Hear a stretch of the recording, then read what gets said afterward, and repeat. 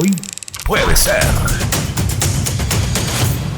Era elegido presidente de los argentinos Raúl Ricardo Alfonsín. Por supuesto, vos, Tamara, no tenés idea, vos, Emma, tampoco, el profe creo que tampoco, pero sí, claro. Yo, perdón, no lo saludamos, estamos haciendo toda la intro y sí. está nuestro columnista político, el licenciado, el profesor Alberto Martínez del Peso, ya con nosotros. ¿Cómo está, profe? Muchas gracias por la invitación. Decía, creo que vos tampoco tenés. Tampoco. Claro, yo sí tengo ese recuerdo. Uh-huh. Muy poquito, pero tengo el recuerdo de estar en los hombros de mi viejo y era una alegría como ganar un mundial.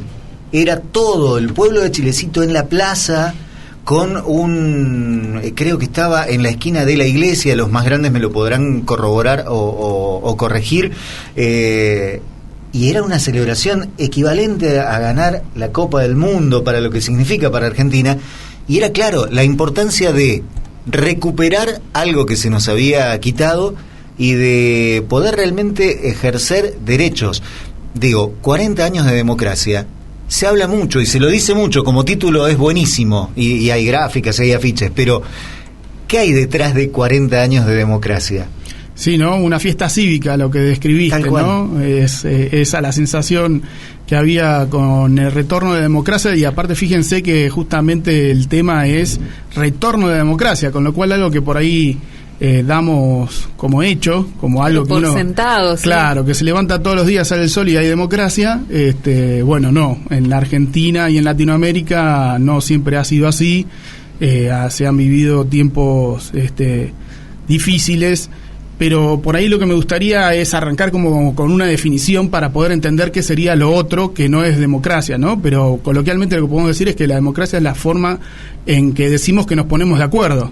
O sea, la forma en que todos nos ponemos de acuerdo de cómo nos vamos a poner de acuerdo, ¿no? Y entonces eso lo que hace es que la sociedad participe.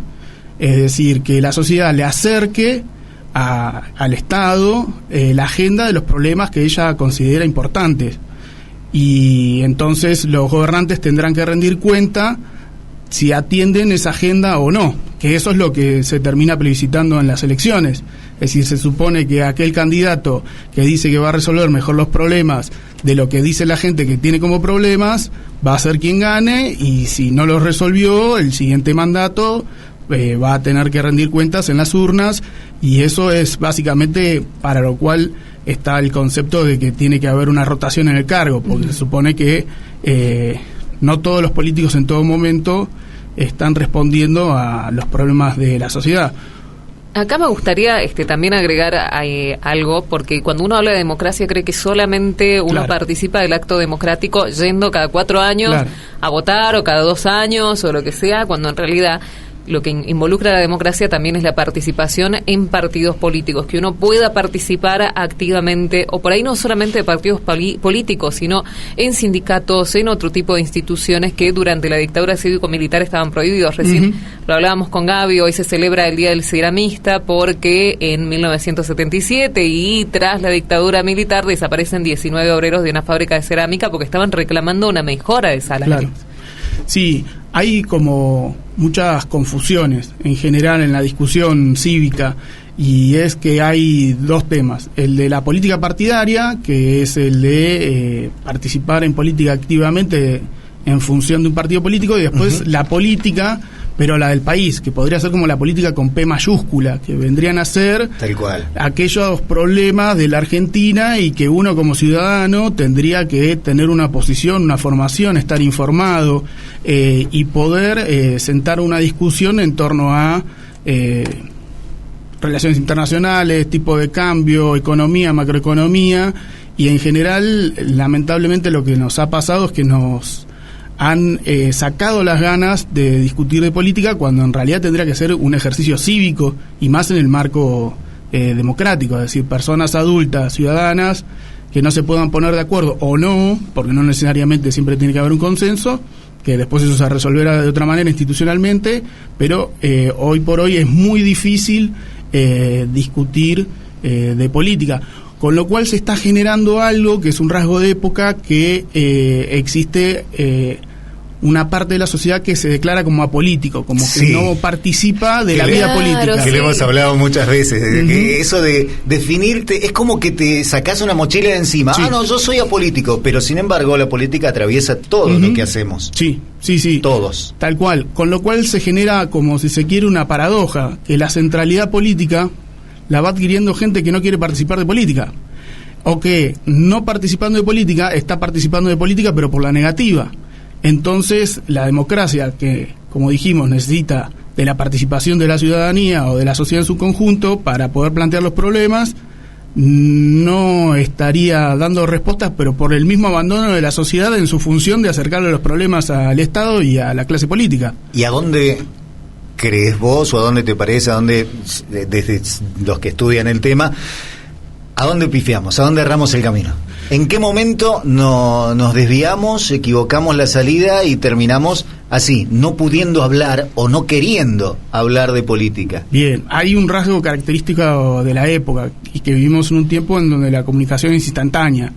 Entonces, los tiempos cada vez son más cortos, y aquellos consensos necesarios para que la democracia funcione cada vez son más volátiles. Dicho de otra manera, el voto cada vez es más volátil, porque no se tiene, si se quiere, cierto diagnóstico sostenido en el tiempo sobre cuáles son esos problemas. Y si a eso le sumamos a que no se quiere discutir de política, se arma un círculo vicioso. Y aparte, la democracia también está inserto en un sistema capitalista que se caracteriza por básicamente una división del trabajo. Entonces, en el día a día nosotros vamos y ejercemos en parte, muchas horas del día, un trabajo, y que nos pagan por eso. Entonces el sistema básicamente te tiende a atomizarte, a individualizarte, cuando la democracia necesita lo opuesto, un ejercicio colectivo, que nos sentemos, que discutamos, que no nos pongamos de acuerdo. Entonces ahí hay una tensión de época en donde el capitalismo y la democracia no se estarían llevando bien para poder brindar una respuesta, que justamente hace falta más democracia cuando hay una dificultad para juntar, pongan de acuerdo y llegar a una solución o no. Entonces ahí es donde la cuestión está un poco esmerilada, no muy clara. O sea, en la actualidad podemos ver que hay un trabajo bastante interesante en segmentarnos, ¿no? La publicidad actualmente, ¿no? ¿Quién no le ha pasado que navegando por internet le empiezan a ofrecer las cosas que necesita? Entonces hay una dificultad ahí para articular, y además una cuestión de también de lo dinámico que es actualmente la economía capitalista, cuando la democracia tiende a ser un poco más viejita. O sea, que está pensada en una ciudadanía en donde supuestamente es consciente de sus problemas y que tiene que plantear las soluciones, y en la actualidad, como dijimos, como rasgo de época, estamos más pensando en nuestro trabajo, en qué nos vamos a comprar, que en sentarte a discutir los problemas del país. Que ahí yo agrego, desde la comunicación, las teorías nuevas o los análisis nuevos, todo lo que ha impulsado el Internet y las redes sociales es una maximización de la individualidad. Entonces, por eso también el auge de la meritocracia, de decir, claro, porque si yo voy y trabajo y yo me gano y yo... Hay una exacerbación de el yo, individuo, identidad, y donde el otro no forma parte de mi comunidad, sino que soy yo y yo pienso de esta manera. Claro, pero aparte es como salido de regla de marketing. Hay un algoritmo que dice que Gabriel Arena tiene un pensamiento, suponte, no sé, de derecha, de izquierda, lo que sea. Entonces los mensajes que a mí me van a llegar son esos solamente. Entonces me quedaba pensando en eso que decís vos. La democracia funciona con un ritmo un poco más viejita. Claro, la democracia es sentarte a tomar un café y charlar y escuchar lo que el otro tiene que decir, pero si no te lo dejan escuchar, porque te llega solamente el mensaje, lo único que hace es reforzar y encapsular aquello que vos pensabas, equivocado o no, más allá de eso. El tema es que no nos abre el escenario completo para poder charlar. Nos metemos de una en una sola opción, porque los algoritmos lo dicen así. Claro, pero sumado a la despolitización, a la falta de educación en política, en participación activa, que es lo que hace falta dentro de la democracia. Yo vuelvo a esto, hay una exacerbación en que yo soy apolítico, yo no participo, la única forma en la que participo es votando cada 4 años, y después en los próximos 4 años voy a votar al que me va a solucionar los problemas, porque son ellos los que tienen que solucionar los problemas y no yo participando de otra manera en otras instituciones haciendo otras cosas. Sí, de hecho el nacimiento de la democracia, no me quiero poner en teórico a lo Grondona, pero es los ciudadanos se juntan en lo que es el ágora, supuestamente, a discutir los problemas y en una acción directa, democracia directa, como ciudadanos decidían y tomaban una decisión. A lo largo del tiempo cada vez está más mediatizado el proceso y entonces cada vez perdemos menos participación en la vida pública activa. O sea, un exceso de representatividad.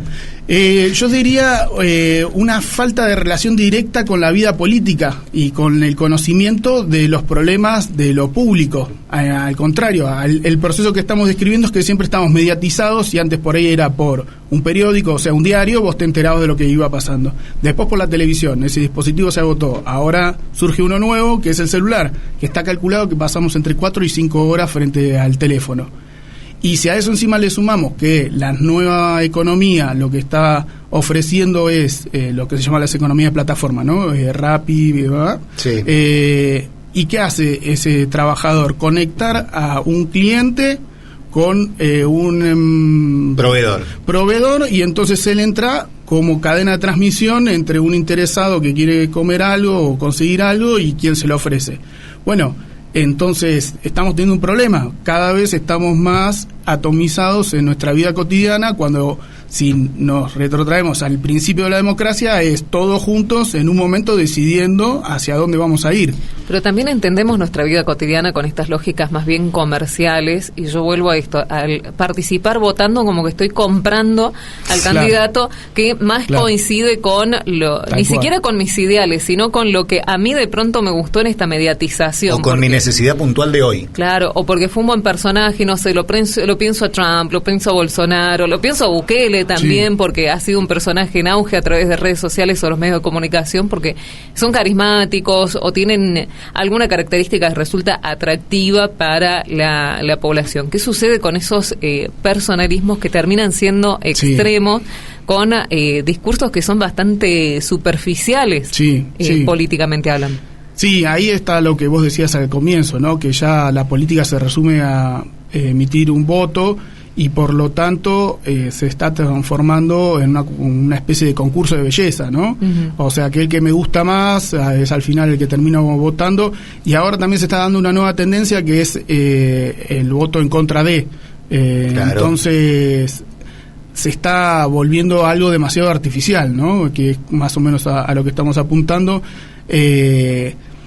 Y lo que está pasando es que la política está imitando el lenguaje de las redes, que como hablábamos la vez pasada, en donde lo que importa es el impacto, es lograr transgredir nuestra vida cotidiana, ¿no? Cada uno está haciendo su trabajo y entonces no está compenetrado con lo que se está discutiendo. Entonces solamente nos llega a nuestros oídos cuando se genera una polémica, entre comillas. Entonces la política actual está girando a un terreno, si se quiere, complicado, porque está tomando como una dinámica de programa de chirimentos, ¿no? Mirá lo que le dijo.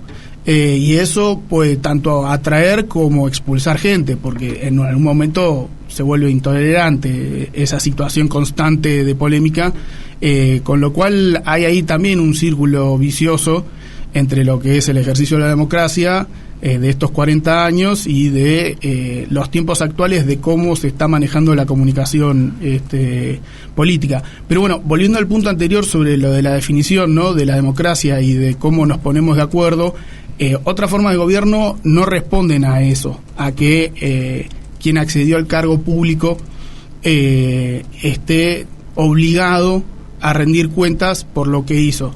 Es decir, durante la dictadura se tomaban medidas y no se rendían cuentas sobre lo que estaba haciendo en ese momento o lo que se iba a hacer a futuro. Uh-huh. Entonces eso es un problema, porque a la larga lo que termina pasando es que esos lazos entre el Estado o el gobierno, sí, que si quieren aclaramos que no son lo mismo, se terminan cortando, y es como que se termina atrofiando ese músculo porque si se quiere el funcionamiento entre la sociedad y el Estado es una rueda que va girando y que en un momento que la frenás y ya la sociedad no forma parte de las discusiones, después volverla a hacer girar lleva su tiempo. Y fíjense que esta democracia empezó completamente condicionada. Sí. Es decir, que nosotros, si empezamos a hacer un análisis de la política de los últimos 40 años, se va dando un proceso entre crisis económicas, consecuencia de la medida de la dictadura, y todo el tiempo teniendo que sobreponernos a esas crisis y entonces parchar. Claro. Y entonces la democracia surge condicionada y, si se quiere, hasta tutelada, porque pasó que los militares durante varios años siguieron teniendo poder. Claro, seguían siendo una amenaza, el alzamiento de cara pintada y todas esas cosas. Y eso duró hasta llegados los 90 y pico. Y después la crisis de 2001. Y entonces de nuevo a empezar de nuevo a construir esos lazos entre la sociedad y el gobierno y el Estado, ¿no? O sea, en el 2001 el que se vayan todos, estamos justamente en la mitad de estos 40 años. En el 2001 ya la sociedad tenía cierto hartazgo de lo que venía pasando, y si se quiere de cara ahora a la actualidad, ¿no?, también habría cierto hartazgo. Entonces, ¿qué está pasando en la democracia? Si le está brindando las respuestas a la sociedad o no. Eso es una buena discusión para jerarquizar la democracia, pero lo que tenemos que ser conscientes es desde dónde empezó esto, ¿no? O sea, tenemos que saber de dónde venimos para saber hacia dónde vamos. Entonces, tenemos que ser conscientes que la democracia no se desplegó en la Argentina de manera... ¿cómo podemos decirlo? Natural o libre o ininterrumpida. Claro, ininterrumpida, ¿no? No es que son siglos de ejercicio democrático, que en ningún país es así tampoco, ¿no? Se ha sufrido turbulencias en cualquier lugar, pero en la Argentina ha sido muy virulenta la dictadura, a diferencia de otros países como en Brasil, que ha sido de otra manera. Sí, los militares han asumido, han hecho, si se quiere, un diagnóstico, participaron y después se retiraron y le dejaron los gobiernos a los civiles. Y también Chile y Argentina fueron muy, muy virulentas, y aparte transformaron la estructura económico-social del país. Es decir, hoy por hoy que se discute la dolarización, es una herencia de la dictadura que empezó a tomar medidas que atentaban contra el peso, y entonces